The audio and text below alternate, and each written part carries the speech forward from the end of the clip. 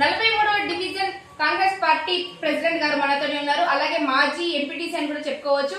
కాబోయే district Congress party అధ్యక్షుడు అని కూడా మనం చెప్పుకోవచ్చు.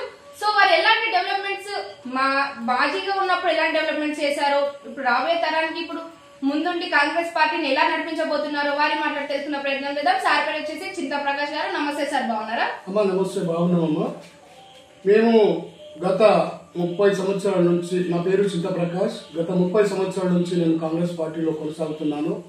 స్టార్టింగ్లో 95లో నేను ఎంపీటీసీ గెలిచి 2000 సంవత్సరాల వరకు ఎంపీటీసీ పదవిలో కొనసాగాను. తర్వాత జిల్లా ప్రధాన కార్యదర్శిగాను, కాంగ్రెస్ పార్టీ ఎస్ఎస్ఎల్ నుండి తర్వాత పంచాయత్ సెల్ ప్రధాన కార్యదర్శిగాను పదవిలో కొనసాగాను. అయితే నాకున్న ఇంట్రెస్టింగ్ ఏంటంటే కాంగ్రెస్ పార్టీ ఎప్పుడు పేదల పార్టీ, పేదలకు అనుకూలంగా ఉండే పార్టీ, బడుగు బలైన వర్గాలకు అప్పుడు ఇందిరమ్మ ఇండ్లు గృహాలు ఇచ్చింది. ఆ విధంగా నేను ఆకర్షితున్నది. చిన్నప్పటి నుంచి కాంగ్రెస్ పార్టీ అంటే అభిమానం ఉండేది.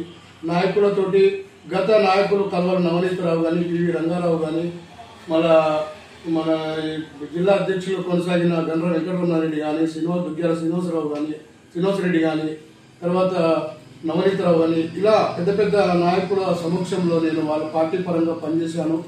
తర్వాత కొండేటి శ్రీధర్ ఎమ్మెల్యే గెలుపు కోసం కాంగ్రెస్ పార్టీలో నేను అప్పుడు టికెట్ కోసం ప్రయత్నం చేశాను. కానీ నాకు పివి రంగారావు గారు సపోర్ట్ చేయడం, వర్ధనపేటకు వరదరాజేశ్వరరావు గారు ఆయనకు సపోర్ట్ చేయడం వల్ల టికెట్ ఆయనకు వచ్చింది. అయినా కానీ టికెట్ నాకు రాలేదు. అని కూర్చోపడకుండా కొండేటి శ్రీధర్ గారికి అత్యధిక మెజార్టీతో గెలిపించడానికి నేను కృషి చేయడం జరిగింది. తర్వాత అదేవిధంగా కొనసాగుకుంటూ మళ్ళీ లోకల్గా ఈ ఇళ్ళ గ్రామాల కింద సిటీ కింద పడ్డానికి కానీ డివిజన్ 6వ డివిజన్ ఉన్నప్పుడు 6వ డివిజన్లో ఉన్నది. 6వ డివిజన్లో నేను కార్పొరేటర్గా పోటీ చేశాను. కార్పొరేటర్గా కొద్ది మెజార్టీతో ఓడిపోయాను. కాబట్టి అదేవిధంగా కొనసాగుతూ ఇదే 43వ డివిజన్గా మారింది. 6వ డివిజన్ పై 43గా మారింది. 43 డివిజన్కు అదే ఒక మంచి హార్డ్ వర్కర్ అని చెప్పేసి గుర్తించి జిల్లా కమిటీ గుర్తించి నాకు ఈ యొక్క జిల్లా కమిటీ లోపల నుంచి డివిజన్ ప్రెసిడెంట్ ఇవ్వడం జరిగింది. అదేవిధంగా మన జిల్లా అధ్యక్షురాలు కాంగ్రెస్ పార్టీ నుండి గుర్తించి ఎంతో మాకు సపోర్ట్ చేసింది.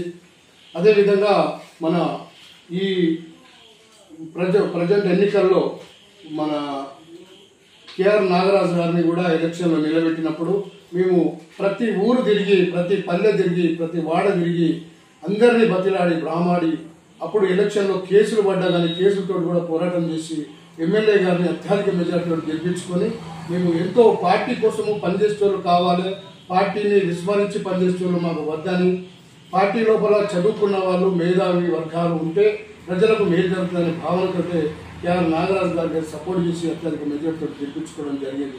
కాబట్టి మా కాంగ్రెస్ పార్టీ పరంగా చూసుకుంటే ప్రజల కోసం పనిచేసేది కాంగ్రెస్ పార్టీ.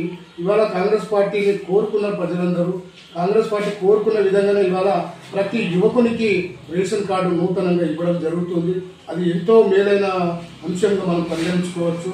సన్నబియ్యం ప్రతి పేద కుటుంబం సన్నబియ్యం ఇవాళ తింటుందంటే కేవలం అది కాంగ్రెస్ పార్టీ దయ అని చెప్పుకోవచ్చు.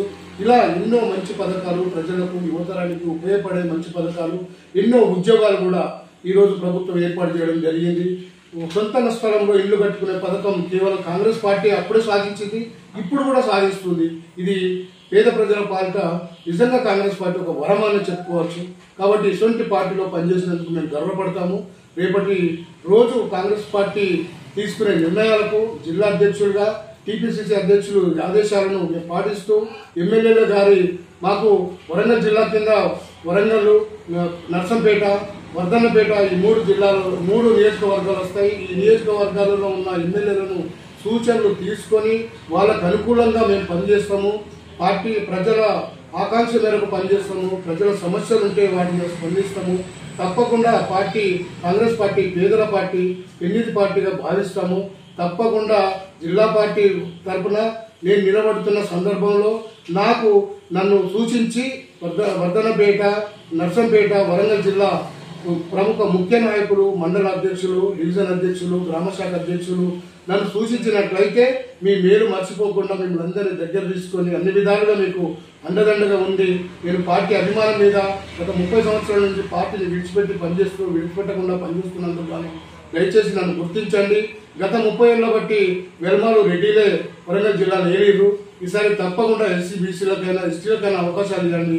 నాకు తప్పకుండా ప్రాధాన్యత ఇస్తే మీ యొక్క సేవలు మర్చిపోనని, మీ యొక్క సహకారాన్ని మర్చిపోనని గుర్తు చేస్తూ ఈ ఇంటర్నేషనల్ మీడియా సందర్భంగా మీ అందరికీ తెలియజేస్తున్నాను. సో చూసారు కదండి టుడే ఇంటర్వ్యూ. ఇలాంటి ఆసక్తికరమైన మరిన్ని నెక్స్ట్ ఎపిసోడ్ లో మేము ఉంటామని అంటే బై బై.